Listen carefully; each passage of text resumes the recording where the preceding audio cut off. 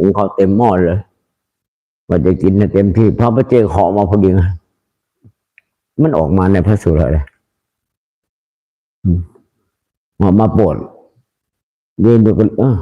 คุยกับภรรยาว่าเอาละบุญเราสร้างมาน้อยแต่ชาติก่อนชาตินี้ถึงแห้งแล้งอดอยากอดตายว่างั้นเถอะเหมือนชวนเมียเหวี่ยงชีวิตไปไว้ในบาตรพระประเจกไปใส่บาตรตักเททัพพีเดียวแต่อธิษฐานก่อนบอกผัวสามี